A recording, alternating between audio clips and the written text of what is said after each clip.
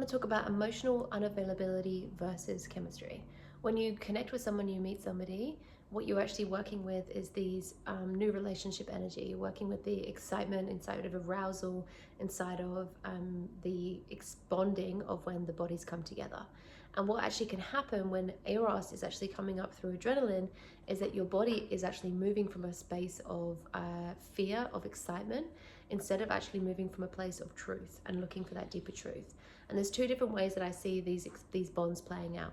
When eros is actually felt inside of the body and you're able to connect to it inside of yourself, and you're comfortable with being with your eros inside of your own body, what you're creating is an environment to actually be able to follow that eros, listen to that eros, and go where it wants to take you. When you're not comfortable with eros moving in your body, it actually has to work with adrenaline. So adrenaline has to join and bond with the eros, which then allows the sexual energy to bubble up, and it will drive towards the fastest place that it can find. And usually when it's coming with adrenaline, what you're actually looking at is the wound that's actually journeying with the eros.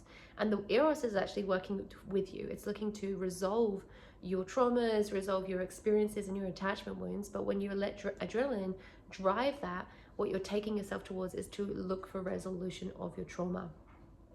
And this is something that is very confusing often for people in the beginning part of a relationship. Is this trauma? Is this chemistry? Or am I just bonding with somebody because the sex is great? And the sex will be great if you are being driven by adrenaline, because there is excitement, there is passion, there is an experience that you are being driven by.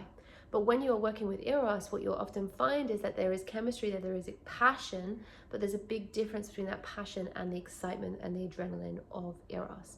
So you might feel yourself drawn to somebody, but you're not coming out of your center in the beginning section of the relationship because you are working with listening to eros. And the way that eros moves is it's not like a diagonal, like it's just getting more and more intense.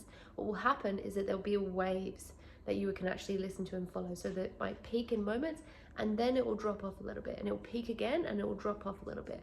And what we're looking for when we're working with what is eros and what is just this sort of toxic chemistry that's having me bond with somebody is, are the waves actually moving? Because if you're just experiencing it, it's just going up and up and up and up and up, and every time you see someone, you kind of when they leave, there's a big crashing, there's anxiety, there's these feelings of like the ups and downs of emotional instead of the waves of the eros. This is how you can track that you're in adrenaline and not eros. So the way that I would talk about how you can break this cycle if you are somebody who's attracting a lot of unavailable men or women is that you can actually start to build your relationship and your capacity to be with your own eros.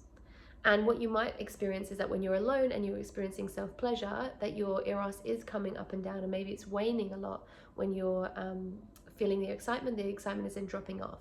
And this actually is why a lot of people are so drawn to having an experience with other people over experiencing their sexuality and their eros with themselves, because when they're with somebody, there's enough adrenaline to drive them towards what they're actually desiring, which is that hit of dopamine, that hit of excitement. And what we're looking to do is actually unwire the eros from dopamine and excitement. So when we're having an experience of sexuality and chemistry, there's more oxytocin being released.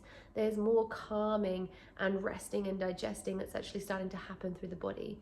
And because what actually happens in there is the real pleasure.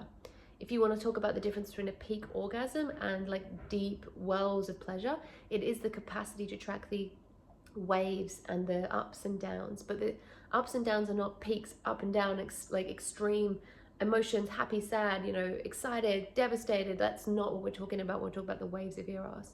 The waves of the eros are like quietness, upwelling into pleasure, and then there's an experience of like, oh wait, I don't feel so much, I feel less sensation, and then there's like another big wave of energy that will start to come through the body. And this is really what we're seeking when we're trying to connect into how does eros actually feel inside of us. It's not the chasing, it's more the listening. And the listening is what happens when you start to get really quiet with your body. And it can happen through stimulation, but stimulation is not the main process of following eros. Eros is starting to happen through just the stillness of the body, becoming so relaxed and in a deep state of pleasure that it upwells and shows us the next layer. So yeah, try this out, drop into your self-pleasure practice. Again, remember that you're not looking with your self-pleasure practice to just have an orgasm, have arousal, or have pleasure. What you're looking to do is set some time aside to be with eros. So put 30 minutes on your phone, grab a playlist, And then when you're listening to those playlists, just start to connect in with your body. Start to breathe, start to use sounds, start to use movement. And when you're connecting in with that, then start to touch the body. Start to feel the body and start to connect to what is those thoughts, feelings, emotions, and sensations that are underneath this moment right here, right now. All right, try that out and please leave me some comments. I'd love to hear how it goes for you.